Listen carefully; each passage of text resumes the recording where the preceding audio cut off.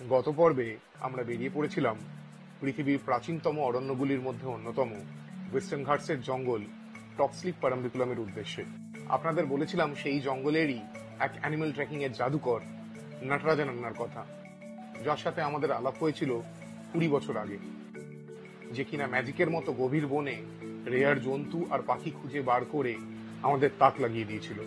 জঙ্গলের সেই জাদুকর নটরাজা নান্নার সাথে দেখা করতে আর 5জন বাঙালির মতোই জঙ্গলের টানে আমি আর দীপিতা বেরিয়ে পড়েছিলাম গতকাল।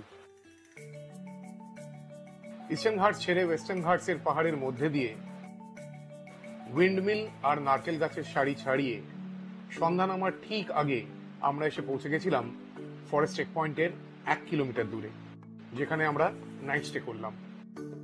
আমাদের কালকে সেই জার্নি যদি আপনি মিস করে গিয়ে থাকেন তো উপরে আই বাটনে আগের পর্বের লিঙ্ক দিয়ে দিলাম। এই পর্বে আজকে আমরা জঙ্গলে ঢুকছি, তো আসুন আমাদের সাথে বেরিয়ে পড়ুন জঙ্গল ঘুরতে।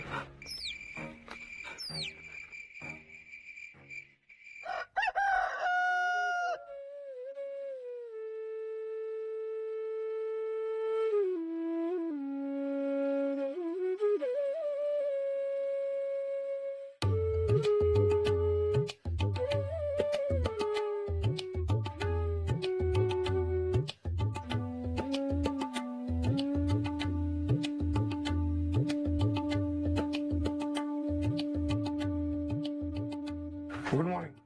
Good morning. আজ 16 আগস্ট 2024। আমি গুঞ্জন। আমি দীপিতা। আমরা এই টপস্লিপ জঙ্গলের 1 কিলোমিটার বাইরে একটা রিসর্টে আছি। একটু পরে বেরোবো। ভালো রোদ্দুর ফুটেছে আজ কিন্তু খুব সুন্দর ওয়েদার।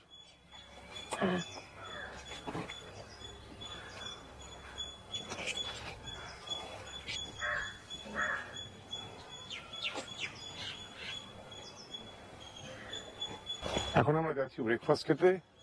ব্রেকফাস্ট করে একটু প্রপার্টির মধ্যে ঘুরবো, ঘুরে তারপরে চেক আউট করে আমরা ঢুকবো জঙ্গলের মধ্যে। খাবার এসে গেছে। আমি খাচ্ছি মশালা অমলেট, যেটা এখন আসেনি, বানাচ্ছে। একটা ছোট করে ধোসা বলেছি, আর তরমুজ আছে। দীপিতা খাচ্ছে, দীপিতার খুব ফেভারিট জিনিস ইডলি। আমার অতটা না, তো আমি ওটাকে কাটাবো। এখানে আছে পোঙ্গল, যারা জানেন পোঙ্গল বেশ একটা ঘি ভাত ডালের মতো লাগে, মন্দ লাগে না খেতে, ওটা আমি খাবো। আর এখানে আছে সাম্বার, এখানে আছে ফ্রুট জুস, সুজি আর কোকোনাট চাটনি, এটা হচ্ছে টমেটো চাটনি। আর দোসাটা আসছে আর মশালা অমলেট আসছে। তুমি কি ইডলি খাচ্ছ শুধু? হ্যাঁ, ধোসা খাচ্ছি না, আমি ইডলি খাচ্ছি। আর আমি বলে দিয়েছি টমেটো চাটনি, এটা কিন্তু রেগুলার ওই টমেটো চাটনি না, এটা স্পেশালি সাউথ ইন্ডিয়াতে তৈরি হয়। টমেটো আর তেঁতুল এসব মিলিয়ে মিশে হয়, খেতে খেতে লাগে। ধোসা এসে গেছে। Thank you so much. এটা হচ্ছে পরি ধোসা। পরি ধোসাকে কি করে এক্সপ্লেন করবে? আচ্ছা, পরি ধোসা মানে পরি দিয়ে একটা মশলা হয়, ডালের পাউডার থাকে, ডালের পাউডার ছাড়া লঙ্কা গুঁড়ো টুড়ো দিয়ে না, হ্যাঁ হিং, অনেক কিছু জিনিস থাকে, বেসিক্যালি একটু গুঁড়ো হয়। তো নর্মাল এখানে সব রেসিপিতে যদি পরি দেওয়া হয় তাহলে পরি, তার উপর 2 চামচ ঘি দিয়ে মিলিয়ে দিলে ফার্স্ট ক্লাস লাগে খেতে। পরি ঘি দিয়ে ভাত খেতে ভালো লাগে। তো এইটা হচ্ছে পরি ধোসা।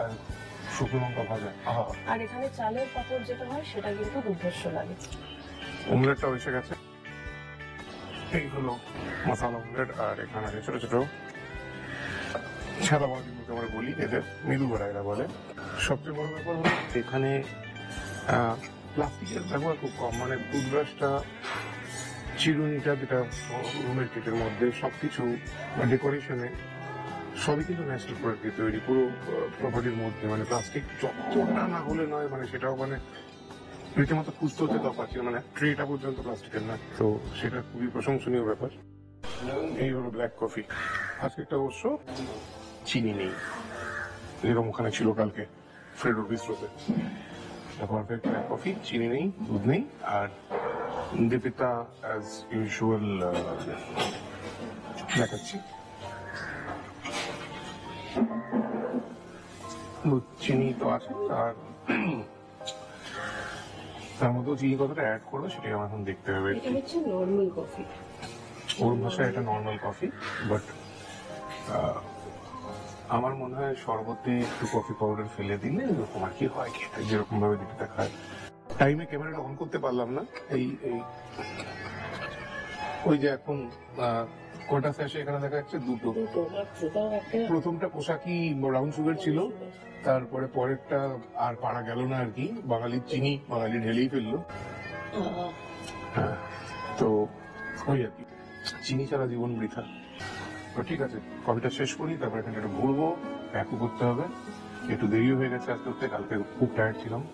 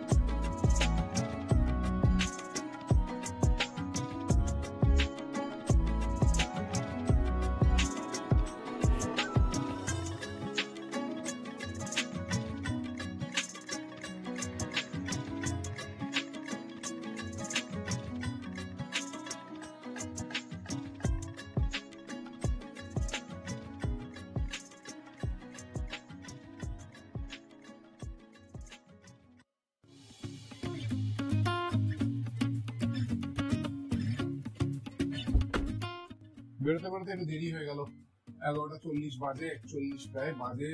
আর এই ঘুরতে ঘুরতে জায়গাটা একটু বেলা হয়ে গেল, তো আশা করছি ঘন্টা খানেকে আমরা টপ স্লিপ অব্দি পৌঁছে যাবো। দেখা যাক, চলুন বেরোই।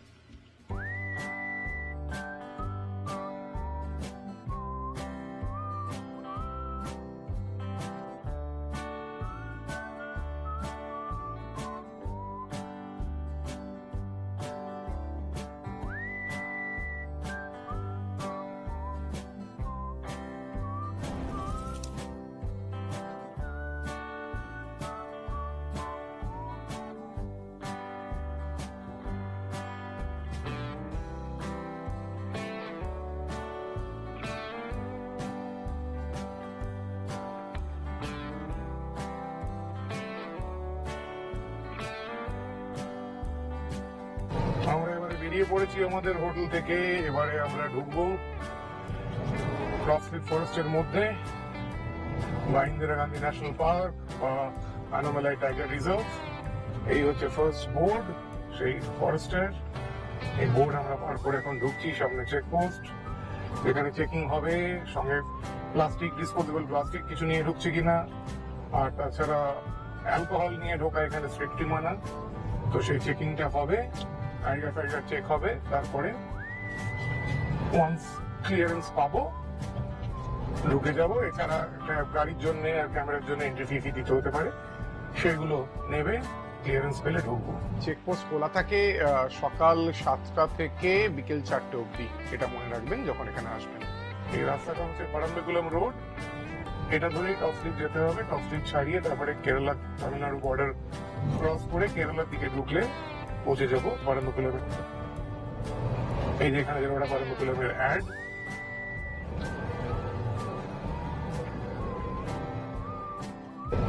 এখনো জঙ্গল পুরোপুরি শুরু হয়েছে তা না, জঙ্গলের বহির্ভূত জঙ্গল টাইপের একটা ব্যাপার আর কি, কিন্তু জনবসতি এখানে নেই। এর ভেতরে খালি এখানকার যারা জঙ্গলের যারা ট্রাইবাল তারা আছে। Anamalai tiger reserve, Pollachi division welcomes you. Anamalai মানে কিন্তু এলিফ্যান্ট হিলস। এই পাহাড়ের শেপটা নাকি এলিফ্যান্টের মতো। ওয়েস্টার্ন ঘাটের পাহাড়গুলো যেরকম সাডেনলি জমি থেকে জেট আউট করে থাকে, বেরিয়ে থাকে। সামনে চেকপোস্ট।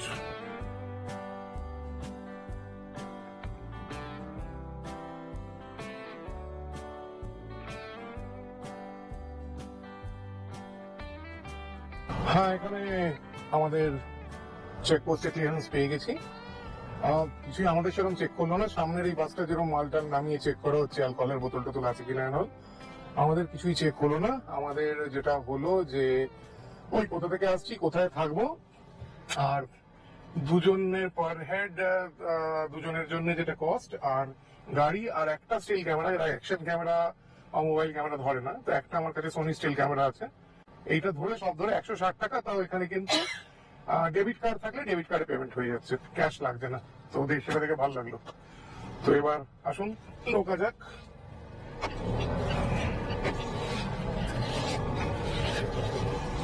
জারাং অফিসিয়ালি আমরা এবার এই রিজার্ভ ফরেস্টে ঢুকে গেলাম, টাইগার রিজার্ভের মধ্যে।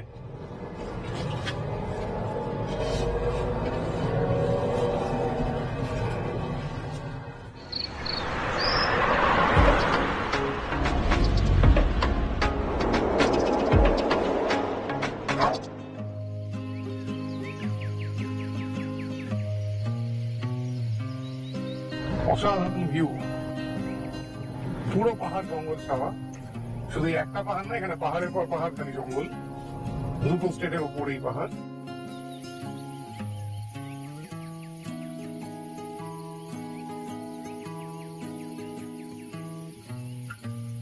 এখান থেকে 10 কিলোমিটারের টপ স্টেপ। তবে হ্যাঁ, পাহাড়ে খুব ওঠা আছে, লাইনে বায়ে সব দিকে অসাধারণ ভিউ। সামনে দেখতে পাচ্ছেন এখানে জঙ্গল আস্তে আস্তে আস্তে আস্তে ডেন্স হতে আরম্ভ করেছে। এখানে কিন্তু যখন তখন এবারে যে এরিয়াতে আছি, হ্যাঁ সবসময় বাঘ বেরিয়ে আসবে না, বাঘ এমনি তো একটু নিবৃতে থাকার প্রাণী, কিন্তু এখান দিয়ে এমনিতে বাইসন তো বলি আমরা, সাধারণত বাইসন বলি, ইন্ডিয়ান বাইসন বলি, যারা জানে না তারা বাইসন বলে, কিন্তু এটাকে বলা হয় গাউর, যেটা কিনা বাইসনের থেকে সাইজে বড়। তো বাইসন ইনফ্যাক্ট পুরো ইন্ডিয়ান সাবকন্টিনেন্টে বাইসন যাকে বলে তাকে পাওয়া যায় না। তো গাউর আছে, বাঘ আছে, লেপার্ড আছে, ভাল্লুক আছে, বিয়ার, স্লথ বিয়ার।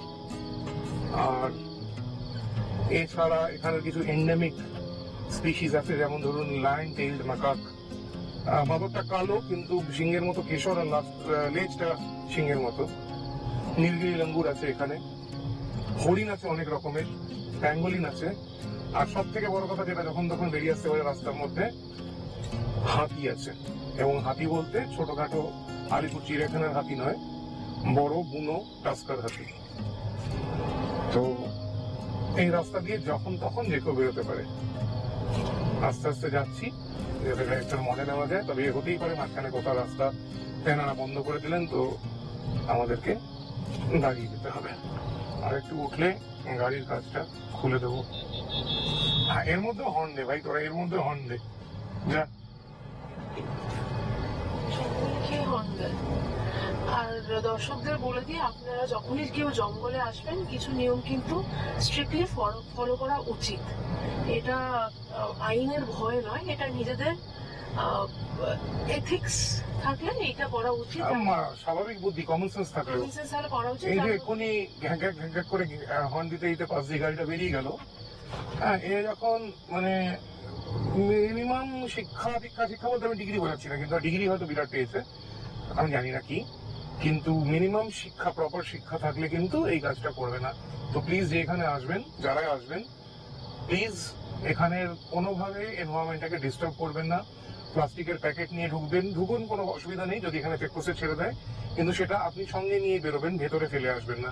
আমরাও নিয়ে এসেছি, আমাদের কাছেও আছে কিছু প্লাস্টিক, মানে কিছু করার নেই, কিছু কিছু জিনিস প্লাস্টিকই আসে, কিন্তু সেটা আমরা সঙ্গে নিয়ে বেরোবো। কোনো র্যাপার ঠোঙা যা আছে সঙ্গে নিয়ে বেরোবেন।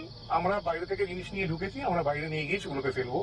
জঙ্গলটা প্লাস্টিক ছড়িয়ে রাখার জায়গা নয়, ইনফ্যাক্ট কোনো জায়গায় প্লাস্টিক ছড়িয়ে রাখার জায়গা নয়। খুব কম জঙ্গল রয়ে গেছে পৃথিবীতে, আর যে করেই হোক তাদেরকে সেভ করে রাখতে হবে। আর আমাদের প্লাস্টিক কিন্তু তার মাঝখানে একটা বড় রোড ব্লক, তো মাথায় রাখবেন প্লিজ যে প্লাস্টিক নিয়ে নয়। এছাড়াও অনেক নিয়ম আছে, যখন জঙ্গলের মধ্যে পৌঁছবো বলবো নিশ্চয়ই। মানে মোটা কথা হচ্ছে যে জঙ্গলে আমরা এসছি বটে, কিন্তু জঙ্গলি বাইরে থেকেই আসে। তো যাই হোক, এবার জঙ্গলে ফোকাস করি। দিনের বেলা ঝিঝির ডাক,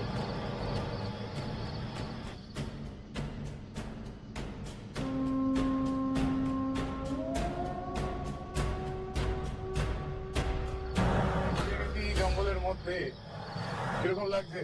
দারুণ থ্রিলিং এক্সপিরিয়েন্স। এই যে পার্টিকুলার এই পাহাড়গুলো ওয়েস্টার্ন ঘাটসের এইদিকে, এগুলো তো অরিজিনাল গন্ডোয়ানা ল্যান্ডের।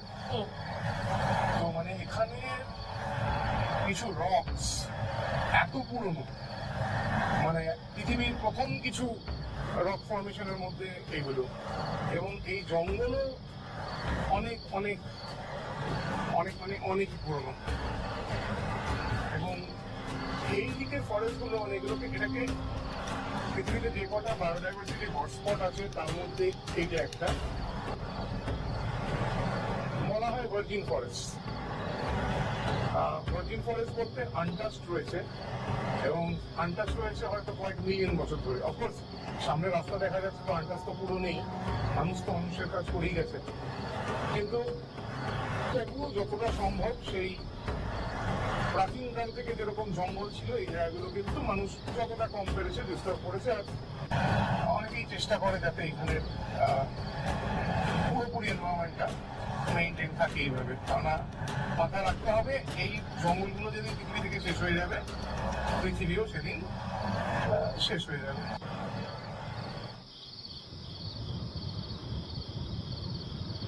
একটানা অনেকক্ষণ বকর বকর করতে করতে হঠাৎই উপলব্ধি করলাম এই আরণ্যক পরিবেশের নিস্তব্ধতা। জীবনানন্দ দাশ যেমন বলেছেন, অরণ্যে নিবিড় নীল ছায়া, গভীর বন, কোথাও কোনো পাখির ডাক নেই। সবুজে সবুজে ঘেরা বনের পথ, নির্জন দুপুরে সারা বন অন্ধকারে ঢাকা। এই আলো আঁধারির একমাত্র সাক্ষী এই নিস্তব্ধতা, আর তা চিড়ে এই উদাত্ত ঝিঁঝির ডাক। তারই মাঝে এই আদিম অকৃত্রিম বনভূমির প্রেক্ষাপটে পড়ে রয়েছে সভ্যতা নিদর্শন এই রাস্তা। আমরা এগিয়ে চললাম। তবে পাহাড়ি রাস্তা আর কতক্ষণই বা সোজা চলবে, আর একটু এগোতেই শুরু হয়ে গেল সেই বিখ্যাত হেয়ার পিন ব্যান্ডস।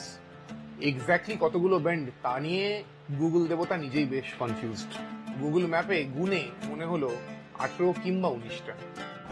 এখানে 18টা কি 19টা হেয়ার পিন বেন্ড আছে। এই যেরকম একটা এখন এখানে দেখতে পাবেন, করছি বেশ খাড়া খাড়া, আমি জানি না ক্যামেরায় কতটা বোঝা যাচ্ছে। আমি গুনেছি 18টা, দেবিতা গুনেছে 19টা। এই আর একটা, একটার সঙ্গে আর একটা এই ঘুরছে, আর একটা আসছে।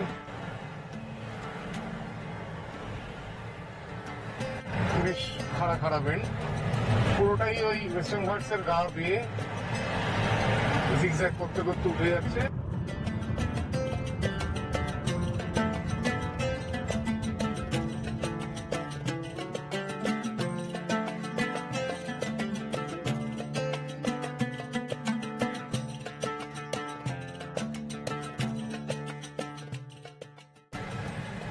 কত নম্বর বার হচ্ছে আমি কিন্তু গুনছি না। হ্যাঁ, আমিও বলিনি, কিন্তু আমি তোমার কথা শুনছিলাম।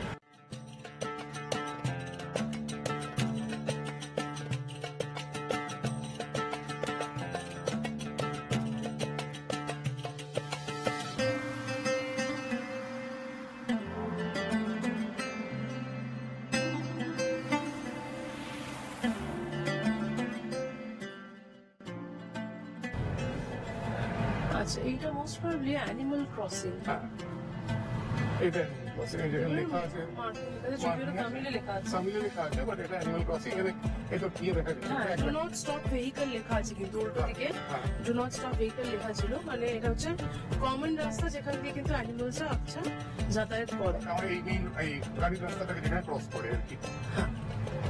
এবং মানুষের অ্যানিমালদের মধ্যে একটা সিমিলারিটি আছে, এই যে আমরাও যেরকম শহরে জেব্রা ক্রসিং দেখেও জেব্রা ক্রসিং দিয়েই পার করি, এরকম ব্যাপার নেই। আমরাও যেখান থেকে দিয়ে পার করি।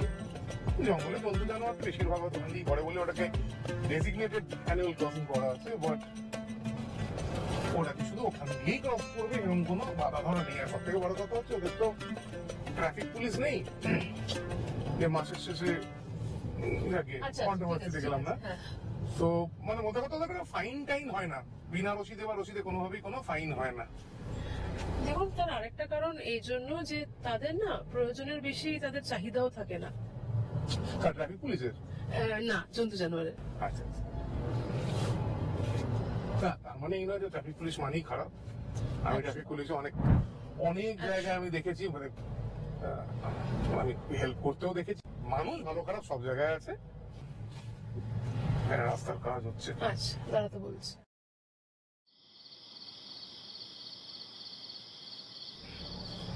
এগোচ্ছি এবারে আমরা। রাস্তা স্বাভাবিকভাবে খুব সরু। এখানে যদি নিজেরা গাড়ি নিয়ে আসেন তাহলে একটু ধৈর্য ধরে দেখে ড্রাইভ করবেন। আর কি ভিউ, আজকে কিন্তু বৃষ্টির ফোরকাস্ট আছে। তবে এর মধ্যে একখানা সাংঘাতিক মিরাকুলাস ব্যাপার হয়ে গেছে। কালকে যেটা বলছিলাম, হাত জোর করতে ক্ষমা চাইতে পারছি না। আমি করে নিচ্ছি। হ্যাঁ, আমি ড্রাইভ করছি তো, হাত জোর করলে হাতও থাকবে না, আমিও বেজোর হয়ে যাবো। কিন্তু ব্যাপার হচ্ছে যে হঠাৎ করে দীপিকা যে বিএসএনএল সিমটা নিয়েছিল এখানে আসার আগে, যেটা কিনা নেটওয়ার্কই দেখাচ্ছিল না, তো আমরা ভেবেছিলাম ওটা ড্যামেজ সিম, গিয়ে গালাগাল ফেরত দিয়ে আসবো। তো গালাগালটা করতে হলো না, হঠাৎ জঙ্গলে ঢুকে এখানে বিএসএনএল দেখি হঠাৎ ঝাঁক করে কাজ করছে, এবং এখন অব্দি টাওয়ার তো মনে হয় ভালোই আছে। আমি জানি না এরপর কি হবে। এখন তো ফুল স্ট্রেং দেখাচ্ছে। বুঝলেন বিএসএনএল। ওরে রব্বা, আখের মধ্যে নাই গিয়া। আরেকটা ব্যাপার আমাদের আছে, এটা নিয়ে আমি একটু চিন্তিত ছিলাম, ফোন একটা না থাকলে। সেটা হচ্ছে, যেরকম আগে বলেছি যে নটরাজ নান্না যার খোঁজে অ্যাকচুয়ালি একটা, এখানে আসা আরেকটা কারণ নটরাজ নান্নাকে খোঁজা। প্রথমবার দেখা হয়েছিল 2004 সালে, আসে 20 বছর আগে। তারপরে একবার মাঝখানে নিয়ে এসেছিলেন, এক বেলার জন্য দেখা হয়েছিল, কিন্তু তারও অনেক বছর হয়ে গেছে।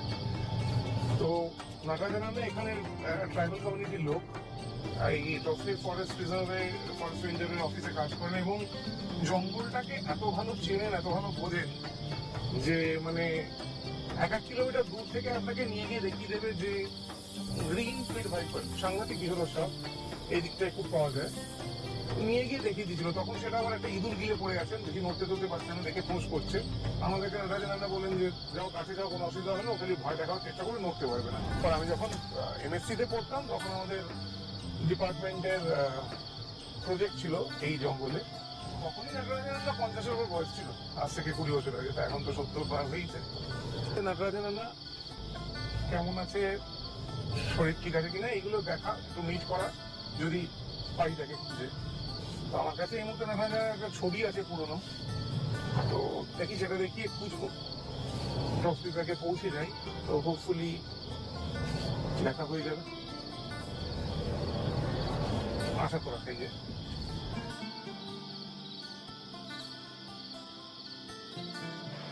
আর মিনিট 5 চলেই আমরা পৌঁছে গেলাম টপ স্লিপে ঢোকার মুখের চেকপোস্টে। এই আমরা টপ স্লিপ পৌঁছে গেছি, এখানে এন্ট্রি চেকপোস্টটা আছে।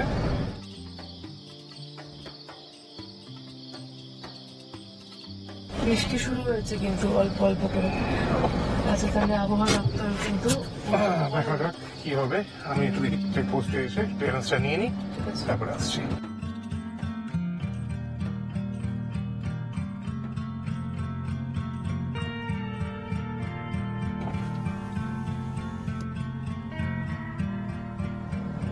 বাইরে ঝিরিঝিরি বৃষ্টি পড়ছে। এখানে ফাইনাল চেকিং হয়ে গেল। নিচ থেকে যেটা স্লিপ নিয়েছিলাম সেই স্লিপটা চেক করলো, আর তারপরে ওই কতদিন থাকবো, কোথায় থাকবো, যেহেতু আমরা এই দিকটা থাকছি পারমিকুলাম সাইড, কেরালা সাইডে আমরা যাবো, কিন্তু আমরা থাকছি তামিলনাড়ু সাইডে টপ স্লিপে। তো এখানে পার্কিং এর জন্য আরো 200 টাকা, নিচে 160 টাকা নিয়েছিল। আর এখানে যেহেতু থাকবো আমরা 3 দিন, যতদিন থাকি কোনো অসুবিধা নেই। পার্কিং এর জন্য একদম একদিনই থাকুন, 10 দিনই থাকুন, 200 টাকা। তো টোটাল আমাদের পড়লো 160 প্লাস 200, 360।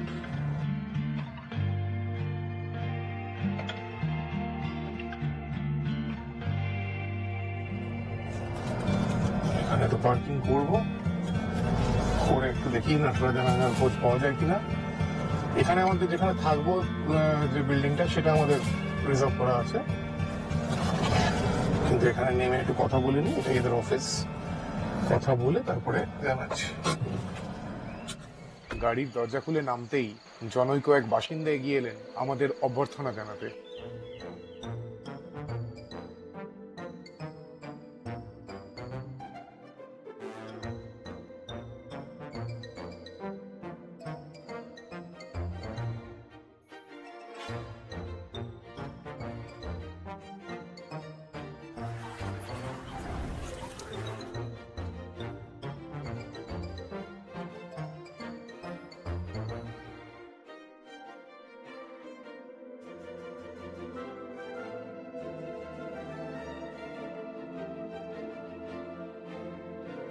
এই হলো টপস্লিপের সেই আইকনিক ফলক, যেটি 1961 সালে প্রতিষ্ঠিত হয়েছিল ভারতের তৎকালীন প্রধানমন্ত্রী শ্রী জওহরলাল নেহরুর হাতে।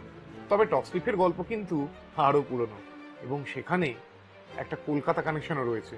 17 শতকের শেষের দিকে এই ব্রিটিশ ভদ্রলোক ডক্টর ফ্রান্সিস বুকানন হ্যামিল্টন সুদূর ইংল্যান্ড থেকে কলকাতা আসেন ব্রিটিশ ইস্ট ইন্ডিয়া কোম্পানির হয়ে কাজ করতে। তিনি ছিলেন এক মহাপণ্ডিত ব্যক্তি, পেশায় ডাক্তার, কিন্তু সমান পারদর্শী ছিলেন বটানিতে। অপরদিকে তিনি আবার সুপ্রসিদ্ধ ছিলেন একজন ন্যাচারালিস্ট সার্ভেয়ার হিসেবে। অনেকেই হয়তো জানেন না যে কলকাতার চিড়িয়াখানার প্রতিষ্ঠাতাদের মধ্যে অন্যতম ছিলেন এই বুকানন সাহেব। 1799 সালে টিপু সুলতানের মৃত্যুর পর তার মাইসোর সাম্রাজ্যের সমস্ত অঞ্চল ইংরেজদের হাতে চলে যায়। এক বছরের মধ্যে অর্থাৎ 1800 সালে ডক্টর বুকাননকে কলকাতা থেকে পাঠানো হয় মাইসোর সাম্রাজ্য অধীনস্থ ওয়েস্টার্ন ঘাটস অঞ্চলের সার্ভে করতে। সার্ভে রিপোর্টে তিনি লিখেছেন যে এই অঞ্চলে টিক অর্থাৎ সেগুন গাছের সংখ্যা এতই বেশি, গাছগুলো এতটাই কাছাকাছি যে মানুষের পক্ষে সেই জঙ্গল পার করা ভারী দুষ্কর। তিনি আরো বলেছেন যে এত সেগুন গাছ এক জায়গায় বিশ্বে আর কোথাও নেই। ঠিক এই সময় পৃথিবীর আর এক প্রান্তে শুরু হয়ে গেছিল এক ধুন্ধুমার কাণ্ড। ইংলিশ চ্যানেলে নেপোলিয়নের সাথে ইংরেজদের যুদ্ধ, যার জন্য জাহাজ তৈরি করতে ইংরেজদের চাই অনেক কাঠ, সেগুন কাঠ। আর সেই কাঠ ভারত থেকে ইউরোপে পাঠাতে তৈরি করতে হবে বম্বে পোর্ট, যার জন্য চাই আরো কাঠ। ব্যাস শুরু হলো সেগুন গাছ কেটে টিম্বার হারভেস্টিং। গাছ কাটা হলে সেই কাঠ হাতিতে টেনে আনতো খাদের ধারে, যেখান থেকে সেই গাছের গুড়িগুলোকে গড়িয়ে দেওয়া হতো পাহাড়ের গা বেয়ে নিচে পড়ার জন্য। এই পাহাড়ের টপ থেকে বড় বড় গাছের গুড়ির স্লিপ করে নিচে পড়ার ঘটনার থেকেই এই জায়গার নাম হয়ে গেল টপস্লিপ। কিন্তু এর ফলে টপস্লিপের জঙ্গল ও তার পরিবেশ চূড়ান্তভাবে ক্ষতিগ্রস্ত হতে শুরু করেছিল। এইভাবে চললে আজ হয়তো টপস্লিপের জঙ্গলের কোনো অস্তিত্বই থাকতো না। কিন্তু থ্যাঙ্কফুলি 1915 সালে এই গল্পে প্রবেশ করেন সেই ব্যক্তি যার জন্য এই জঙ্গল আজ তার আদিম রূপে টিকে রয়েছে, হুগো উড, যাকে বলা হয় the man who saved the western Ghats. তিনি ইংরেজ সরকারের সাথে অনেক লড়াই করে ফাইনালি এই সেগুনের হারভেস্টিং বন্ধ করান। উড সাহেব টপস্লিপেই থেকে গেছিলেন এখানকার প্রকৃতি এবং আদিবাসীদের ভালোবেসে। ইনফ্যাক্ট 1933 সালে ওনার মৃত্যুর পর ওনাকে এখানেই জঙ্গলে ঘেরা তার কটেজের সামনে সমাধিস্থ করা হয়। ওনার কবরের ওপর আজও ল্যাটিন ভাষায় জলজল করে লেখা আছে সি মনুমেন্টুম রিকোয়ারিস সিরকুমস্পিস, যার বাংলা তর্জমা করলে মানে দাঁড়ায় তার স্মৃতিসৌধ যদি খুঁজে পেতে চাও তাহলে চতুর্দিকে তাকিয়ে দেখো, কারণ তার প্রকৃত স্মৃতিসৌধ হলো আসলে এই জঙ্গল। ইতিহাস রোমন্থন করে বর্তমানে ফিরে হঠাৎ চমকে দেখলাম চোখের সামনে একদল চিতল হরিণ।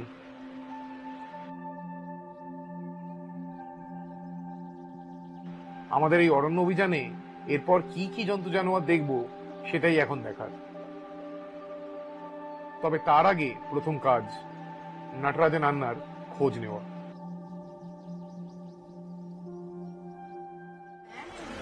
নটরাজন আন্নার খোঁজ পাওয়া গেছে, তবে ওনার স্বাস্থ্য খুব একটা ভালো নেই, কিছু মেমোরি লস হচ্ছে। তো আমরা এসে রেস্ট হাউসে যাওয়ার আগে আমরা একটু নটরাজন আন্নার বাড়িতে যাচ্ছি, তার সঙ্গে দেখা করে আমরা ফ্যামিলির সঙ্গে দেখা করে নেবো। তো এই ফরেস্টের এই ভদ্রলোক আমাদের সাথে যাচ্ছেন, ওর নাম আনমরাগান। ও যাচ্ছে আমাদের সঙ্গে নটরাজন আন্নার বাড়ি অব্দি নিয়ে যাবে।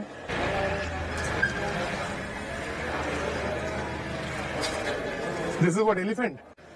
Indian guard. গড় গড় গড় গড়। তাহলে এই অব্দি এখানে গড় ঢুকে আছে, যাকে আপনারা ইন্ডিয়ান বাইসন বলেন। Sir, Clear? Shakti Valley. গুঞ্জন ইনি আমাদেরকে নিয়ে যাচ্ছেন নটরাজন আন্নার বাড়ি।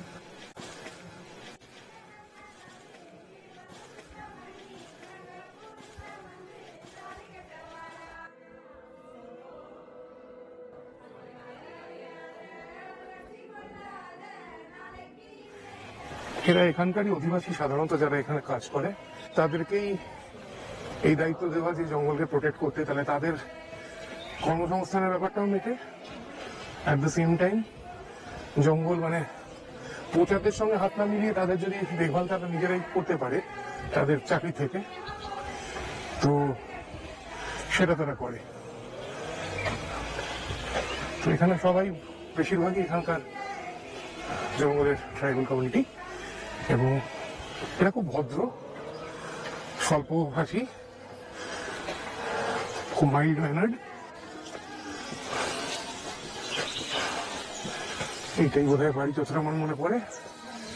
হ্যাঁ, এইটাই বাড়ি। এই অন্ধকার স্যাঁতস্যাঁতে অগোছালো ঘরের ভেতরে আমরা যে মানুষটার দেখা পেলাম, তার সাথে আমাদের চিরপরিচিত সুপ্রসিদ্ধ ফরেস্ট গার্ড নটরাজ নান্নার বিশেষ মিল নেই আর।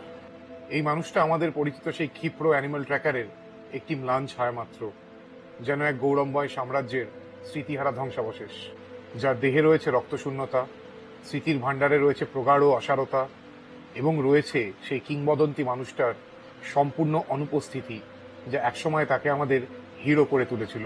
আজ শুধু পড়ে আছে এক অসহায় শিশুসুলভ বৃদ্ধ। নটরাজ নান্নার বাড়ি থেকে বেরিয়ে এসে প্রায় মিনিট 10 আমি বা দীপিতা একদম চুপ মেরে গেলাম। প্রকৃতির স্বাভাবিক নিয়মগুলোকে প্রসেস করতে আর মেনে নিতে বেশ বেগ পেতে হচ্ছিল। এরই মধ্যে বৃষ্টিটাও আবার বেড়ে গেল। হাঁটতে হাঁটতে আমরা কখন যেন টপটিপের ফ্রন্ট অফিসের সামনে চলে এলাম। মনটা একটু খারাপ হয়ে গেল। মানে নটরাজ নান্নার মতো ফিট লোক, এত নলেজেবল লোক আমি খুব কম দেখেছি। তো এখন তো ক্লিয়ারলি মেমোরি লস। কিছু কিছু বলছেন, তো আমি তামিল বুঝি না বলে আমি তো তাও এদের একটু ট্রাইবাল তামিল, একদম শহুরে তামিলও নয়, তো সব তো বুঝতে পারিনি। কিন্তু যা বুঝলাম মেমোরি লস হয়েছে। আর মেমোরি লস বলে শুধু পার্সোনালি যে মেমোরি লসটাই মেইন ব্যাপার তা না, এত নলেজ, জঙ্গলের গাছ, জঙ্গলের পশু পাখি, জঙ্গলের সবকিছু নিয়ে এত নলেজ, সঙ্গে সঙ্গে সেগুলো হারিয়ে গেল। বয়স তো সবারই একদিন হবে, আর তার সাথে সাথে যা সার্কামস্টান্সেস আমরা সবাই জানি। বাট এর মধ্যেও বলবো, এত গ্লুমিনেসের মধ্যেও বলবো যে আমাদের একটা ভাগ্য যে আমাদের নটরাজ নান্নার সাথে আরেকবার দেখা হলো। গুঞ্জনা আর নাই বেশ কি আমরা যদি আবার 20 বছর পরে আসি, যদি আমরা দুজন থাকি, যদি আমরা আবার 20 বছর পরে আসি, নটরাজ নান্নাকে যেন দেখতে পাই। আর আমরা কেন, আমাদের মতন আরো অনেক স্টুডেন্টস ওনার দ্বারা যেন আরো ইন্সপায়ার্ড হতে থাকে। ওয়েদারটাও গ্লুমি, এই দেখে মনটাও গ্লুমি হলো। যাকে আর গ্লুমি জিনিস বাড়াবো না, বৃষ্টিটাও বাড়ছে। এখানে একটু দেখে নি ক্যান্টিনে খাবার যদি পারি খেয়ে নি। মেজাজটা একটু ঘেটে থাকায় খাওয়ার সময় আর রেকর্ডিং করিনি। যাই হোক, খেয়ে বেরিয়ে এসে দেখি আমাদের বাহনের দায়িত্ব নিয়েছে জনৈক 2 অধিবাসী। এখানে বলে রাখি যে আমরা যে গেস্ট হাউসে থাকবো, আম্বুলি গেস্ট হাউস বা আম্বুলি ইল্লাম বলে যাকে এখানে, সে জায়গাটা এখান থেকে প্রায় 3 কিলোমিটার দূরে একটা পাহাড়ের মাথায়। খুব ভালো পাকা রাস্তা নেই সেইভাবে যাওয়ার জন্য, একটু ডেন্স ফরেস্টের মধ্যে জায়গাটা, তাই রাস্তাটা একটু কাঁচা পাকা টাইপের। তো সেখানে যাব প্রোভাইডেড এই 2 ভদ্রলোক থুড়ি ভদ্র শাখা মৃগ দয় আমাদের গাড়িটা ছেড়ে দেন যাতে আমরা যেতে পারি। ততক্ষণ অবধি বৃষ্টিতে ভিজে অপেক্ষা করা ছাড়া আর বিশেষ কোনো গতি দেখছি না। ফাইনালি আমাদের বাহনটি ছাড়া পেল আর বৃষ্টিটাও একটু ধরলো। আমরাও বেরিয়ে পড়লাম আম্বুলি ইল্লামের পথে। এখান থেকে 3 কিলোমিটারে আমাদের রেস্ট হাউস। রাস্তাটা একটু কাঁচা রাস্তাই বলা যায়, সেরকম বাঁধানো রাস্তা নেই, তবে খুবই অ্যাডভেঞ্চারাস রাইড। আসুন দেখাচ্ছি।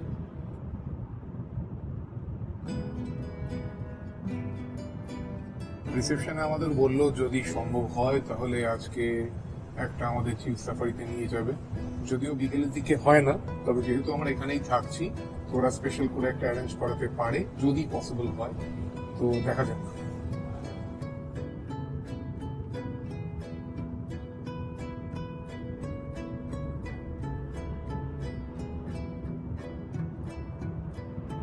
এইখান দিয়ে সোজা 3 কিলোমিটার মতো গেলে আমরা পৌঁছে যাবো পারাম্বিকুলামের এন্ট্রি পয়েন্টে, মানে কেরালা সাইডে ঢোকার। কালকে যাবো সেখানে।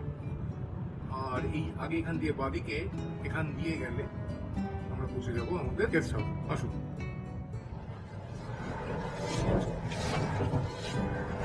সে রাস্তা ধরে উঠে যাচ্ছি সোজা খাড়াই।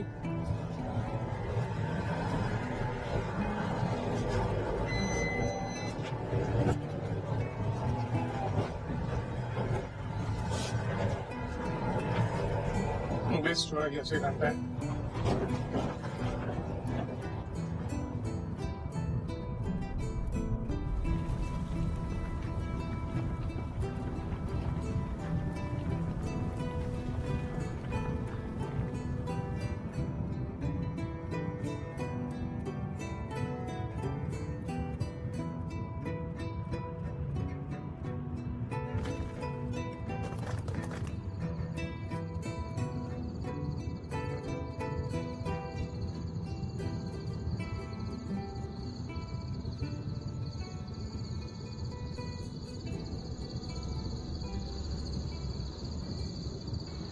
রাস্তাটা দিয়ে একটু উঠতেই আমরা আরো ডিপ ফরেস্টের ভেতর ঢুকতে থাকলাম।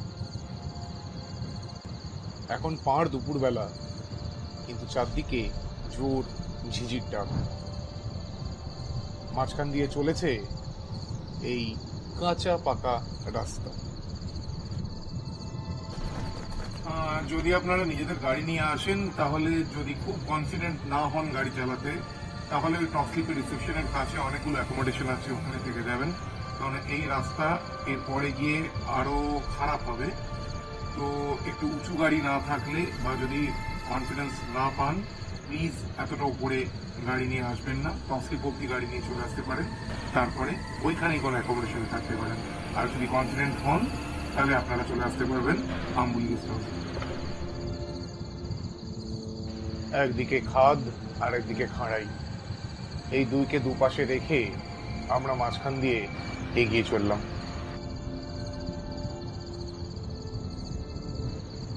টপস্লিপ পারাম্বিকুলামের জঙ্গলের এই বিস্তীর্ণ এলাকায় 6টি উপজাতিতে বিভক্ত প্রায় 4500 আদিবাসী মানুষ বসবাস করেন। কাডার উপজাতির মানুষ প্রথাগতভাবে যাযাবর। তারা সাধারণত হান্টার গ্যাদারার, মানে জঙ্গলের ছোট ছোট পশু পাখি বা ফলের উপর নির্ভর করে জীবন ধারণ করেন। আবার জঙ্গলকেই দেবতা রূপে আরাধনাও করেন। কাডার উপজাতির মতোই আর একটি উপজাতি হলো এরাওয়ালার। তফাৎ হলো এই যে এরাওয়ালারদের নিজস্ব ভাষা আছে। তৃতীয় উপজাতি হলো কুলায়ার। এরা কিন্তু যাযাবর নয়, এরা জঙ্গলের বাফার এরিয়া বা সীমান্তবর্তী অঞ্চলে কৃষিকাজের মাধ্যমে জীবিকা নির্বাহ করেন। এরা জঙ্গলকে উপাসনা করলেও এদের মধ্যে হিন্দু ধর্মেরও প্রচলন আছে। আরেকটি কৃষিপ্রধান হিন্দু উপজাতি হলো মুডুভার। কুলায়ারদের সাথে এদের তফাৎ হলো এই যে বিয়ের পরে এখানে স্বামী তার স্ত্রীর পরিবারের সাথে বসবাস করেন। ইতিহাসে আছে যে কান্নন আর দেভান নামের দুই মুডুভার ইংরেজদের সাহায্য করেছিলেন আনামালাইয়ের ট্রিগোনোমেট্রিক ম্যাপিং করতে। তার থেকেই এই পর্বতমালার নাম কান্নন দেভান হিলস। শেষ দুটি উপজাতি এবং অত্যন্ত ইম্পর্টেন্ট দুটি উপজাতি হল মালাই মালসার আর মালসার। এই দুই উপজাতিরই নিজস্ব ভাষা আছে। মালাই মালসাররা যাযাবর জীবন যাপন করেন আর মালসাররা নিজেদের গ্রামে থাকেন। এই যেমন টপস্লিপে নাটরাজেন আন্নার গ্রামটা দেখলেন, নাটরাজেন আন্নাও এই মালসার উপজাতিরই লোক। মালাই মালসার আর মালসারদের একটা বিশেষ স্কিল হলো হাতির পরিচর্যা করা। বলা হয় এরা নাকি হাতিদের ভাষা জানে। আর একথা ধ্রুব সত্য যে হাতিরা এই দুই উপজাতির মানুষের খুব বাধ্য হয়। এই জন্যেই এদের মধ্যে অনেকেই ফরেস্ট ডিপার্টমেন্টে কাজ করেন। অন্যান্য কাজের মধ্যে একটা কাজ এরা করেন যেটা খুবই ইন্টারেস্টিং, সেটা হলো কুমকি হাতি তৈরি করা। কুমকি হলো এক বিশেষ ট্রেনিং পাওয়া হাতি, যাকে ফরেস্ট ডিপার্টমেন্ট কাজে লাগায় ভায়োলেন্ট বন্য হাতিকে বাগে আনতে, বা কোনো আহত হাতিকে শান্ত করে তার চিকিৎসা করতে, কিংবা দলছুট হাতির বাচ্চাকে তাদের দল অবধি পৌঁছে দিতে। বুনো হাতি কোনো গ্রামে ঢুকে এসে তছনছ করলে এই কুমকি হাতি তাকে তাড়ায়। আর মালাই মালসার আর মালসাররাই কুমকি হাতিদের ট্রেনিং দিয়ে থাকে। সেই জন্যেই এই দুই উপজাতির মানুষকে বলা হয় এলিফ্যান্ট মেন। রাস্তা বলতে খুবই খারাপ অবস্থা, আর সেটাই স্বাভাবিক। জঙ্গলের মধ্যে তো আর পার্ক স্ট্রিট পাবো না, মানে পার্ক আছে স্ট্রিটের ওপরে, ন্যাশনাল পার্ক। এই যে রেস্ট হাউস যেখানে আমরা থাকবো, আম্বুলি এলাম, আম্বুলি রেস্ট হাউস। এইটা রেস্ট অফ টপস্লিপের থেকে একটু দূরে, যেন দেখতেই পাচ্ছেন। বাকি সব ওই টপস্লিপের মেইন রিসেপশন, ক্যান্টিন, যেখানটা নেমেছিলাম, মেইন যে বোর্ডটা, এন্ট্রি পয়েন্ট, ওইখানেই।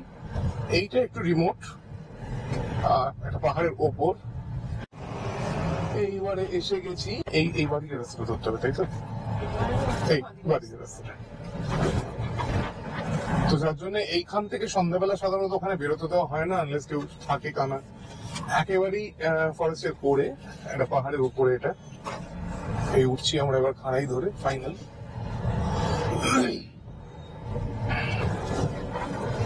কিছু জায়গায় বেশ ভালো চড়াই আছে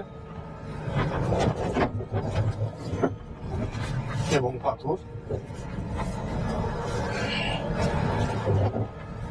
গাড়ির নিচটাতে ফিরে গিয়ে হয়তো কোটিং করাতে হতে হবে। ঠিক আছে,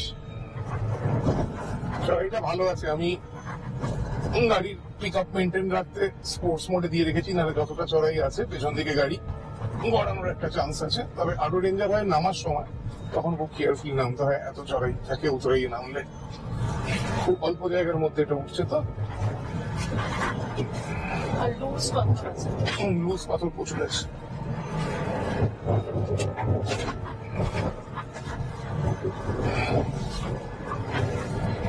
পৌঁছে গেছি, আর বেশি নেই। যা বলেছিলাম যে একটু উঁচু গ্রাউন্ড ক্লিয়ারেন্স লাগবে, নিচু গাড়ি করলে কিন্তু চাপ। অ্যান্ড মিশন সাকসেসফুল, আমরা পৌঁছে গেছি। গ্যারেজের দরজা খোলা আছে, এখন বাইরে রাখছি, ঢুকিয়ে দিতে হবে, নাহলে কখনো হাতি এসে গাড়ি নিয়ে নিচে নিয়ে চলে যাবে।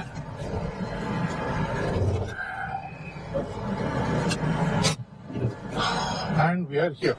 সি লেভেল থেকে 826 মিটার, মানে প্রায় 2700 ফিট মতো ওপরে এই রেস্ট হাউস। এই সিঁড়ি দিয়ে ওপরে ফার্স্ট ফ্লোরে আমাদের রুম।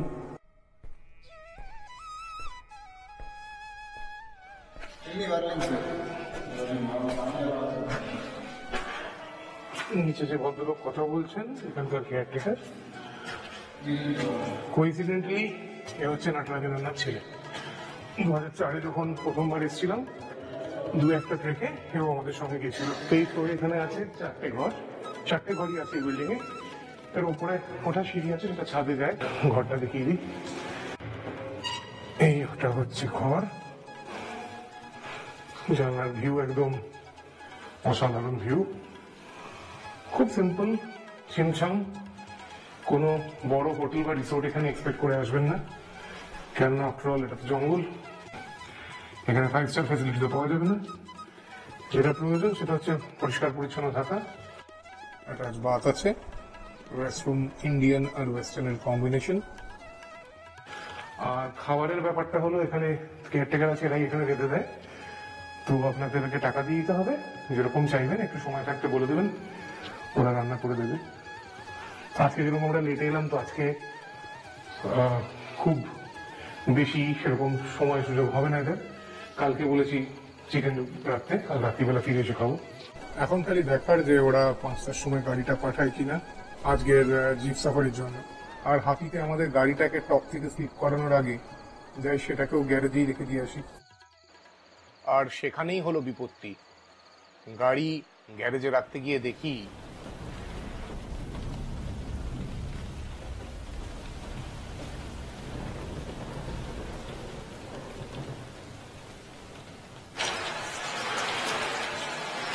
আজকে সাফারিটা বোধহয় ভেস্তে গেল,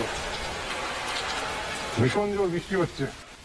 এখানে দাঁড়িয়ে দাঁড়িয়েই সাফারি না করতে হয়। এখানে হাতি সারাক্ষণ, এখানে হাতি বেরোয়, সামনে এখানেই ঘোরে। ছাতাটা নিয়ে একটু বেরোই।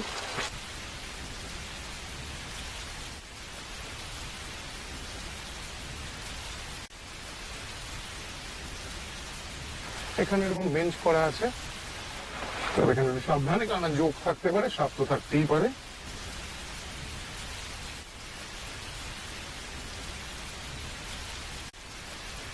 এই যে এরকম ভিউ এদিকটা,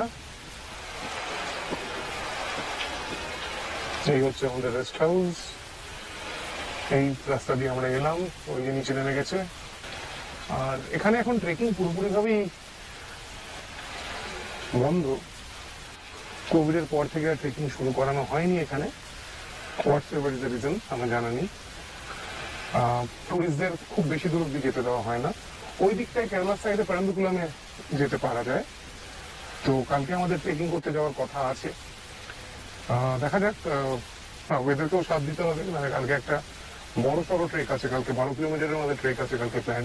তো কালকে যেটা প্ল্যান আছে, কালকে সকালবেলা বর্ডার ক্রস করে কেরালায় যাবো পেরাম্বুকুলামে, ওখানে ট্রেকটা করবো, কারণ এখানে যেহেতু ট্রেক হচ্ছে না, ওখানে ট্রেকিংটা করবো, তারপরে আবার ফিরে আসবো বিকেলবেলা, থাকবো আমরা এখানে। আর লাঞ্চ কেরালাতেই করে নেবো ওদিকে। ভেবেছিলাম এই বৃষ্টির জন্যে আজকে বোধহয় বিকেলের সাফারি প্ল্যানটা পুরো ভেস্তে যাবে, কিন্তু আশ্চর্যভাবে একটু পরেই বৃষ্টিটা থেমে গেল। আর 5টা বাজার মিনিট 5 আগে আমাদের সাফারির জিপ এসে হাজির। বেরিয়ে পড়লাম জিপ সাফারিতে। বৃষ্টিটা ধরেছে আর একটা ফরেস্ট ডিপার্টমেন্টে জিপ পাওয়া গেল। তো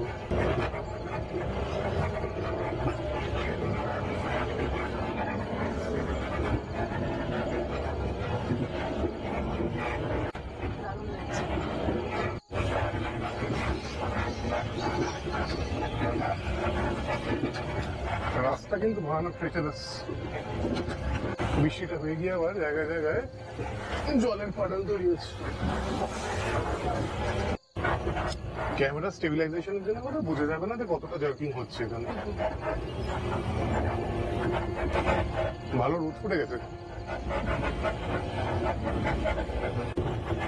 এখানে একটা ওয়াটার রিজার্ভের মতো আছে দেখতে পাচ্ছি, ক্যামেরাতে দেখাতে পাচ্ছি কিনা। এইরকম জায়গায় ওরা সাধারণত জল খেতে আসে। ভালো রোদ উঠেছে দিয়ে পাহাড়টায়। বৃষ্টি মানে কি অন্ধকার হয়ে মেঘ। অ্যাকচুয়ালি এটা ভারতের একদম ওয়েস্টে, তো অনেক বেলা অব্দি রোদ থাকে এখানে। আপনাদের জিপ সাফারির খরচাটা বলে দিই। পুরো জিপের খরচা হচ্ছে 2000 টাকা। তো আমরা যেহেতু দুজন যাচ্ছি তো আমাদেরকে দিতে হচ্ছে 1000 টাকা, আর তার উপরে জিএসটি করে 1080 টাকা। জঙ্গলে যদি ট্রেকে যাওয়া হয় কিন্তু কতগুলো তার নিয়ম আছে। মানে এত মানে আমিও যে পোশাকে আছি এখন এতটা হাত ফাত খুলে এইভাবে না যাওয়াটাই ভালো। এখন তো জানি সাফারিতে আছি, উপরে থাকবো, খুব বেশি নামার ব্যাপার নেই, তো ঠিক আছে। কিন্তু এক নম্বর হচ্ছে কি কোনো ব্রাইট কোনো জামা কাপড় বা কোনো ব্যাগ কোনো ফ্ল্যাশি কিছু নিয়ে জঙ্গলে না ঢোকা। জোকের জন্য লিচ সক্স পাওয়া যায়, সেরকম যদি কিনে নিতে পারেন তাহলে পায়ে পরে ওর ভেতর দিয়ে প্যান্টটাকে গুজে নেওয়া যায়। আর নাহলে যদি না থাকলেও একান্ত, যেরকম এবার আমাদের কাছে নেই, ভুলে গেছি, তো বড় বড় মোজা থাকবে, অ্যাঙ্কেল সক্সে হবে না। বড় মোজা পরে তার ভেতরে ধরুন জিন্স পরলে বা কিছু পরলে তার ভেতরে গুজে নেওয়া যায়।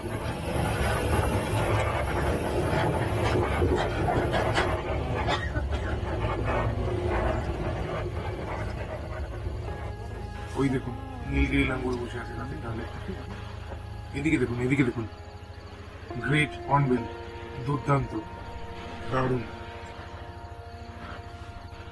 এতক্ষণ একটাও স্পট হচ্ছিল না, এবার একই সাথে দুটো মুখোমুখি দুটো গাছে, একদিকে নীলগিরি লাঙ্গুর একদিকে হর্নবিল, মানে কি বলে লাক। আরে ক্যামেরা ঠিক করে এখানে ফোকাস করার আগে তো উঠতে আরম্ভ করলো, ঘুমোচ্ছিল গাছের উপর।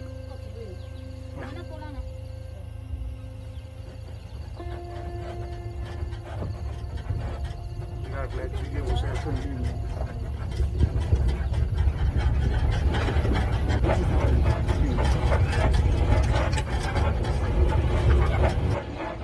জিপের জঙ্গল সাফারি দুরকম গাড়িতে হয়।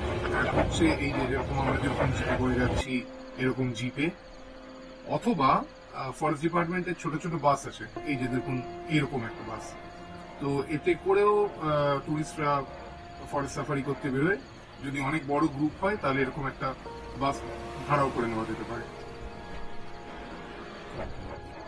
এই ফরেস্ট সাফারিতে অ্যাকচুয়ালি নিয়ে যাওয়া হয় একটা এলিফ্যান্ট ক্যাম্পে, যেখানে বিভিন্ন রকম হাতিদের পোষা হয়, জঙ্গলের কাজে ব্যবহার করা হয়, এমনকি হুমকি হাতিদেরও কিন্তু ট্রেন করা হয়। এখানে ওই মালাই মালসাররা ট্রেন করে হুমকি হাতিদের। কিন্তু আনফর্চুনেটলি এই সময়ে এই এলিফ্যান্ট ক্যাম্প বন্ধ, এখানে অ্যাকচুয়ালি রিনোভেশন চলছে। তো ওদের ক্যাম্পটা অ্যাকচুয়ালি শিফট হচ্ছে, যেখানে ছিল তার থেকে একটু নিচে। তো নিয়ে আসছে আমাদের ক্যাম্প অব্দি, কিন্তু ক্যাম্পটা এই মুহূর্তে বন্ধ আছে, তাই আমরা কিন্তু ক্যাম্পে এখন কোনো এলিফ্যান্ট দেখতে পাচ্ছি না। তাই আমরা ফিরে যাচ্ছি। এই এখন চেন পড়ে আছে হাতিবাঁধার মাটিতে। এলিফ্যান্ট ক্যাম্পটা বন্ধ থাকায় মনটা একটু খারাপ হয়েছিল ঠিকই, কিন্তু তখনও জানতাম না যে আর একটু এগিয়ে কি দেখতে পাবো। অরণ্যের একটি প্রচলিত প্রবাদ হলো এই যে বাঘের সামনে পড়ে গেলে তবুও বেঁচে যেতে পারো, কিন্তু বুনো হাতির সামনে পড়লে বোধ হয় বাঁচবে না। ওই দেখুন সামনে চোটের মধ্যে দাঁড়িয়ে আছে। এ কিন্তু পোষা হাতি নয়, বুনো হাতি, সাংঘাতিক ডেঞ্জারাস। কিন্তু একটা হাতি দেখি আর মন ভরে। One more elephant is coming. Oh, one is coming. One more is coming. ওকে ওকে দুটো হাতি দেখা যাচ্ছে ওকে ওকে 이걸로 그때 이거가 오케이 오케이 Actually, tiger is there to prevent that small elephant, right? These are roaming here. Protection. Yeah. Yeah, for the little Actually, there it is crowded, it seems. only I two guess visible. One video, Yeah, but but that there is is very inside. Lot of যারা বলছে এই দুটো হাতি এখানে তাদের বাচ্চাদের protect করছে ধারে কাছে বাঘ আছে বাঘের থেকে বাঁচাতে এখানে ওরা প্রোটেক্ট করার জন্য রয়েছে ঝোপের মধ্যে বাচ্চাগুলো আছে ছোটের মধ্যে নাকি আরো অনেক আছে। ঝোপের মধ্যে আরো অনেকগুলো হাতি আছে এই দুটোকে দেখা যাচ্ছে এরা প্রোটেক্ট করছে বাঘের থেকে বাচ্চাগুলোকে বাঁচাতে ওদের হার্ডে যে বাচ্চাগুলো আছে তাদের বাঁচাবার জন্য ওইখানে অনেকগুলো হাতি আছে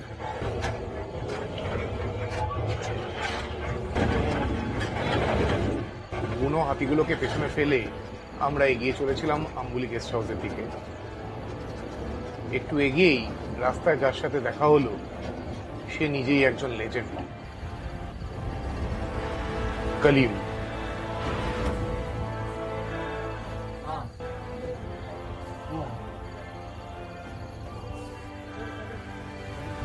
আনামালাই রিজার্ভ ফরেস্টের সম্ভবত সবচেয়ে ওয়েল নোন বাসিন্দা হলো এই কলিম।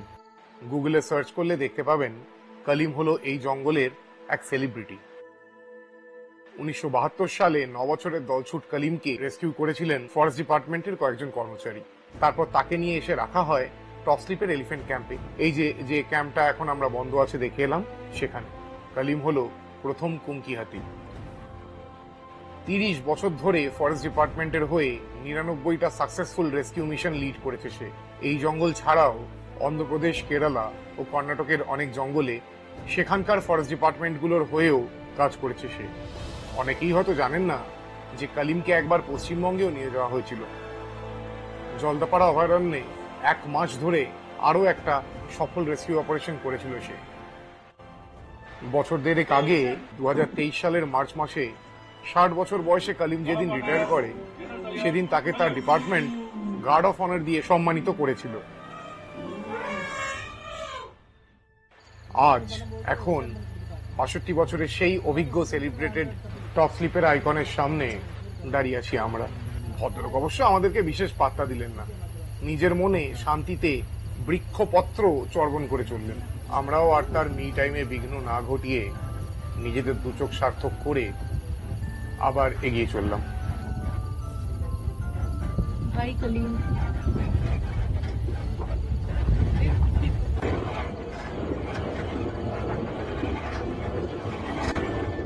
আম্বুলি গেস্ট হাউসে পৌঁছানোর আগে রাস্তার ধারে আবার চোখে পড়ল একদল চিতল হরিণ।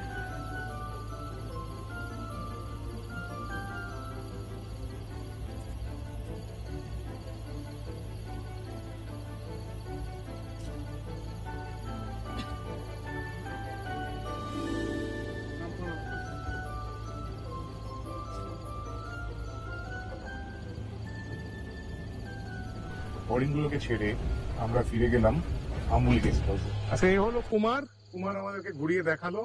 খুব ভালো, এখানে এলে কন্ট্যাক্ট করবেন। এই কয়েকদিন আগে এই কুমার নাকি এলিফ্যান্ট ক্যাম্পের কাছে একটা লেপার্ড দেখতে পেয়েছিল। ও আমাদেরকে সেই ভিডিওটা দেখালো। He has a leopard video. Very danger only. Which side is this? Elephant only. No, the elephant camp side.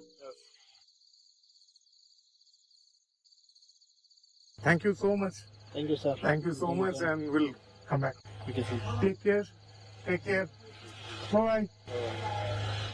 আর এই হলো আম্বুলি ইলামের ছাদ। এটা যেহেতু পাহাড়ের উপরে এই রেস্ট হাউসটা, তো এখান থেকে একটা মোটামুটি 360 ডিগ্রি অ্যাঙ্গেলের ভিউ পাওয়া যায়।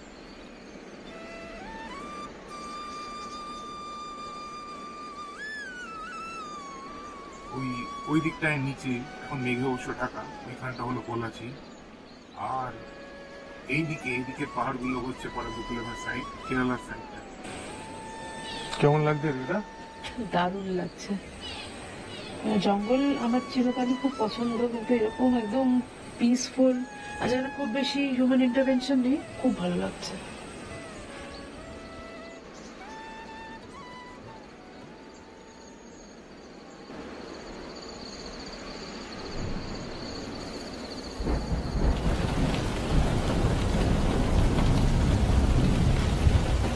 এখন বাজে 8:30। এখন বৃষ্টি নেমে গেছে খুব জোরে। আমি জানি না কালকের পারম্বিকুলামের প্ল্যানের কি আছে, তো দেখা যাক, hopefully things will go fine. এই খাওয়া হয়ে গেল। আর যেহেতু পরে এসেছি, তো আজকে কোনো রকম ননভেজের ব্যবস্থা করা যায়নি, কালকে হবে।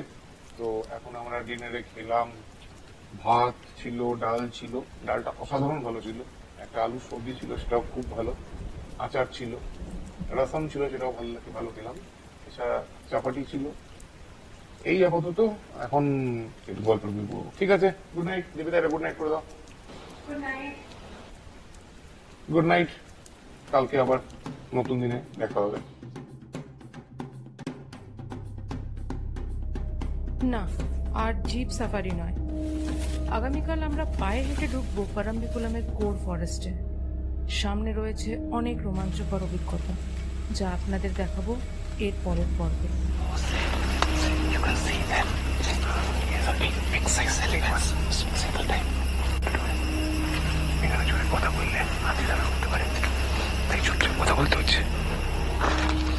এখান দিয়ে এই কিছুক্ষণের মধ্যেই একটা লেপার্ড গেছে, একদম এই যে ফ্রেশ পায়ের ধারণা। আমাদের সঙ্গে আসুন এই আরণ্যক অ্যাডভেঞ্চারে। চলুন যাই বিয়ন্ড নোন মাইলস্টোনস।